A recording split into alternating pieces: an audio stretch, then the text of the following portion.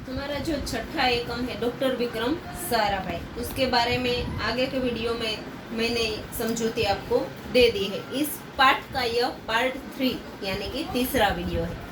इस वीडियो में मैं आपको अभ्यास और स्वाध्याय के प्रश्न जवाब समझाने जा रही हूँ। अभ्यास का जो पहला प्रश्न है बच्चों, निम्नलिखित प्रश्नों की मौखिक चर्चा कीजिए। विक्रम साराभाई ने अपने नाम खुद क्यों चिट्ठियां लिखी होंगी? मौखिक चर्चा करनी है, चर्चा करनी है। अगले वीडियो में भी मैंने आपको बताया था कि चर्चा में क्या है कि आमने सामने दो जूथ होने चाहिए। जो एक जूथ प्रश्न करे उसका उत्तर दूसरा जूथ देता है, और दूसरा जूथ है वह प्रश्न करे तो उसका उत्तर जूथ 1 देता है। तो इस तरह से जूथ होने चाहिए। तो यहाँ हम चर्चा नहीं कर सकते, इसलिए मैं आपको यह सीधा प्रश्न का उत्तर समझाती हूँ। चर्चा के स्वरूप में नहीं, लेकिन सीधे संवाद के स्वरूप में। विक्रम साराभाई ने अपने नाम खुद चिट्ठियां क्यों लिखी? क्योंकि हम कहते हैं कि कई लोग, सभी लोगों में बड़े बनने की इच्छा बचपन से ही देखने को मिलती है। डॉक्टर विक्रम साराभाई ने अपने पापा के नाम कई सारे ढेर सारी चिट्ठियां आते हुए देखी, और फिर उसके मन में भी पापा के जैसे बड़ा बनने की इच्छा जागृत हुई, और उसे प्रसिद्ध होने का भी मन हुआ। इसलिए उसने कवर लिया और ढेर सारे कवर लेकर सब कवर पे अपने नाम और पता लिख दिया, और इस प्रकार उसके नाम ढेर सारी चिट्ठियां आई। विक्रम साराभाई साइकिल पर विभिन्न कलाबाजियां करते थे। इस तरह आपको क्या करना पसंद है? तो बच्चों, यह प्रश्न आपको अपनी तरह से लिखना है कि विक्रम साराभाई की तरह आप भी साइकिल पर कलाबाजियां करते हो, या फिर गिल्ली डंडे में कुछ अलग से ट्राई करते हो, या फिर कोई भी ऐसी जो प्रवृत्ति है जिनमें आप कुछ अलग करते हो, सबसे अलग, तो यह आपको लिखना है। दूसरा जो प्रश्न है, इस पाठ को ध्यानपूर्वक पढ़ते हुए विक्रम साराभाई के बचपन की घटना अपने शब्दों में लिखिए।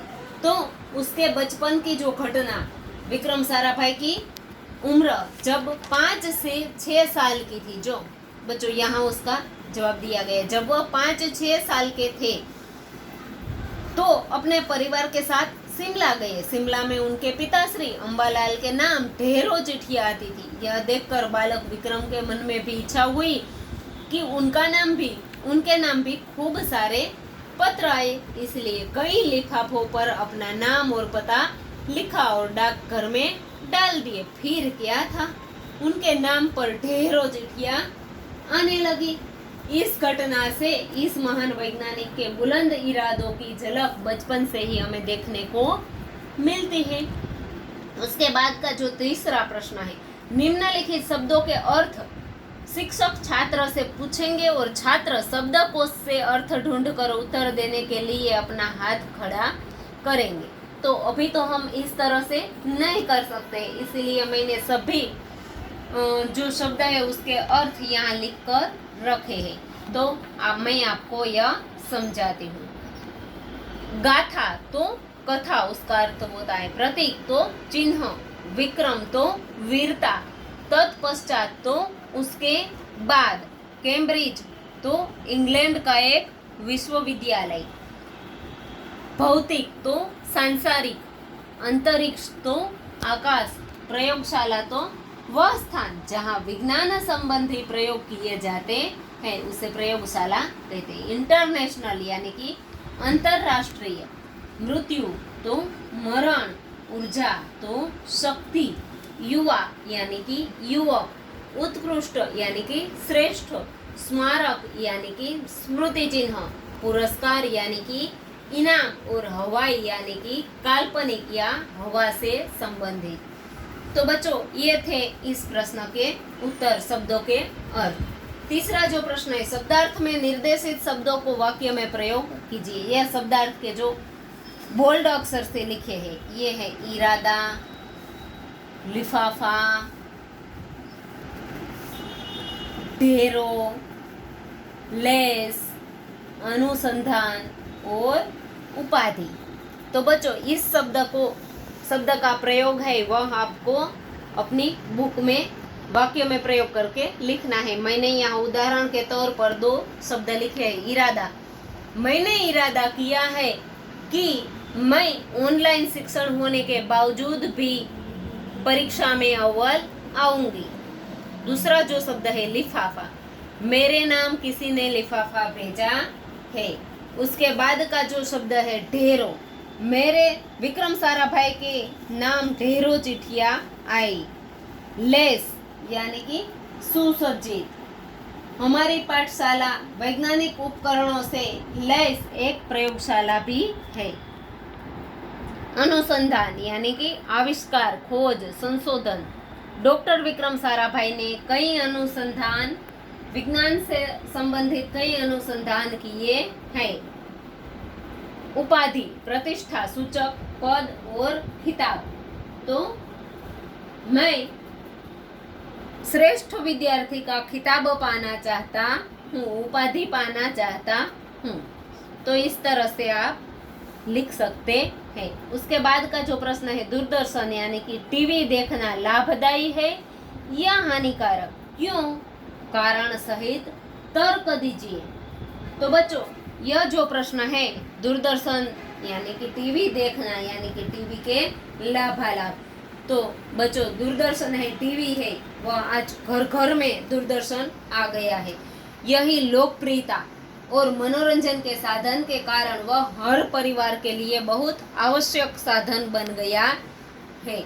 टीवी है वह प्रत्येक वस्तु के, सभी वस्तु के कुछ लाभ और कुछ नुकसान भी होते हैं। तो इस तरह से टीवी के भी, दूरदर्शन के भी कुछ लाभ और कुछ नुकसान भी है, परंतु दूरदर्शन में लाभों का ज्यादा खजाना देखने को मिलता है, क्योंकि उसमें हमें देश विदेश के समाचार, देश विदेश में क्या हो रहा है उसकी घटना, उसकी जानकारी देता है। उसके जीवंत दृश्य जो हुआ है उसका दृश्य भी वह हमें वीडियो के जरिए दिखाता है। कभी कभी ज़्यादा बारिश हो, बाढ़ हो, अकाल हो, भूकंप हो, तो यह सभी सारी जानकारी में होने वाले नुकसान, इसके बारे में होने वाले नुकसान और उससे क्या सावधानी बरतनी चाहिए, हमें कैसे रहना चाहिए उसमें, तो यह सब हमें दूरदर्शन पर दिखाया जाता है।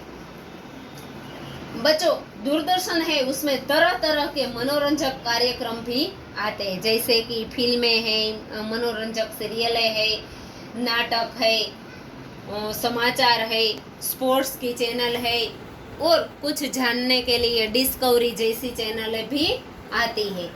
उसके द्वारा हमें, कई चैनलों के द्वारा हमें ज्ञान मिलता है, तो किसी के द्वारा हमें मनोरंजन मिलता है, तो किसी के द्वारा हमें सावधानी या फिर जानकारी मिलती है।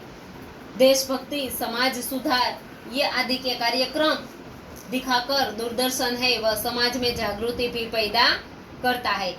फिर कई सारी रमत जैसे कि cricket, football, kho kho, tennis आदि की मैच हमारी खुशी में भी ज़्यादा बढ़ोतरी करता है। टीवी के कौन बनेगा करोड़पति जैसे कार्यक्रमों से सबका दिल भी जीत लिया जाता है और सभी के ज्ञान के बारे में भी सबको पता चलता है, अपने ज्ञान के बारे में। परंतु बच्चों ये थे टीवी के लाभ। अब मैं टीवी के जो नुकसान होते हैं उसके बारे में मैं आपको बताती हूँ। टीवी देखने से कभी कभी बच्चों की जो पढ़ाई होती है उसमें मुश्किल आती है। कभी नंबर ज़्यादा टीवी देखने से नंबर भी बढ़ जाते हैं। तो कभी कभी बच्चे बड़ों की बातें भी टीवी देखते समय अनसुनी कर देते हैं। खेल कूद छोड़कर वह टीवी से चिपके रहते हैं, तो उसकी वजह से उसके स्वास्थ्य पर भी बुरा असर होता है। और कभी कभी कम उम्र में बुढ़ापा भी इसी सब कारणों की वजह से देखने को मिलता है।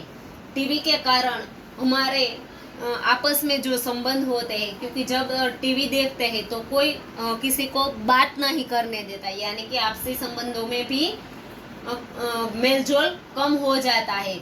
हमारे जो रिश्ते होते हैं वह भी कम होने लगते हैं, यानी कि सामाजिक संबंधों में भी दूरियां आ जाती हैं। तो इस तरह से बच्चों ज़्यादा टीवी देखना समय की बर्बादी है और हमारा खुद का भी बहुत बड़ा नुकसान होता है। इसीलिए हमें टीवी का उपयोग सीमित समय तक करना चाहिए। अब उसके बाद जो स्वाध्याय के प्रश्न है वह हम यहाँ देखेंगे। कोष्टक में दिए गए शब्दों के उदाहरण के अनुसार बल्ले पर इस तरह रखो कि जिससे अर्थपूर्ण वाक्य बने। कलाबाजिया, बालक है, यह सब बच्चे आपको शब्द पढ़ने हैं। उदाहरण के तौर पर यहाँ इन शब्दों में से एक वाक्य लिया गया है। भारतीय अनुसंधान केंद्र का गठन किया गया तो दूसरे बल्ले में विक्रम साइकिल पर कलाबाजियां करते थे।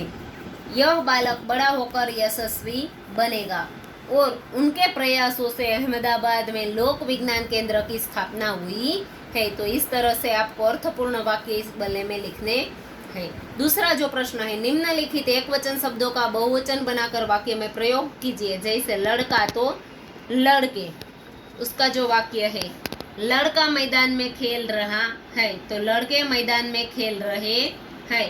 तो उसके जो वाक्य है इस तरह आपको किताब तो किताबें, मेरे पास किताब है, उनके पास किताबें है। नदी तो नदियाँ, गंगा बहुत बड़ी नदी है, सभी नदियाँ सागर में मिल जाती है। नारी तो नारियाँ, सभी नारी की पूजा करनी चाहिए।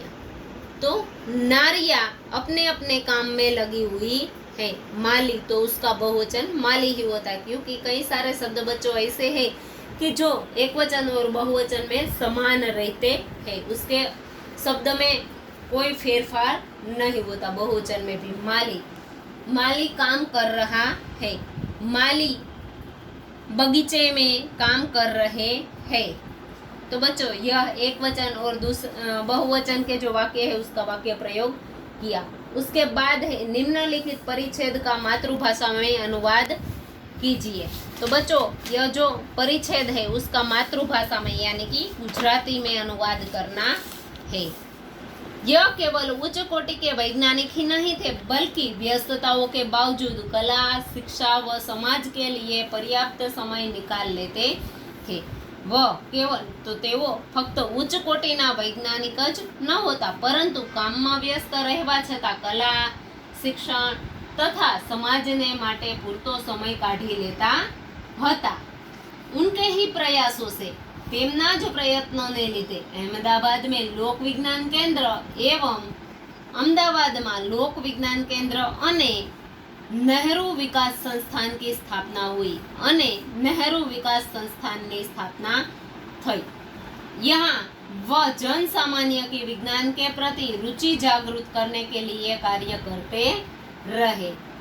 અહીં તેઓ સામાન્ય માણસને વિજ્ઞાન પ્રત્યે रुचि जागृत કરવા માટે કાર્ય કરતા રહ્યા अथवा काम करता રહ્યા। तो बच्चों यह स्वाध्याय के प्रश्न यहाँ पूरे हुए। उसके बाद जो भाषा सज्जता है, भाषा सज्जता में दो सर्वनाम की समझौती यहाँ दी गई है, निश्चय वाचक सर्वनाम और अनिश्चय वाचक सर्वनाम। तो बच्चों यह किताब कोकिला की है, लड़का गेंद खेल रहा है। किताब किसकी है, कौन खेल रहा है।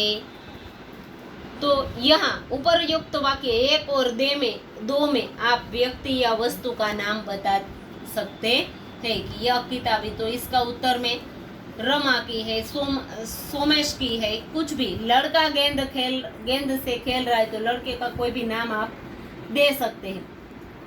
पर 3 और 4 यानी कि दरवाजे पर कोई है तो कोई यानी कि कौन है, कोई भी हो सकता है।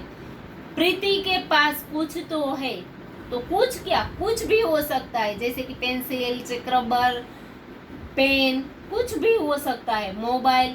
तो 3 और 4 में आप निश्चित व्यक्ति या वस्तु का नाम नहीं बता सकते, क्योंकि दरवाजे पर कोई भी हो सकता है, प्रीति के पास कुछ भी हो सकता है। तो पहले 2 वाक्यों में निश्चितता है इनमें।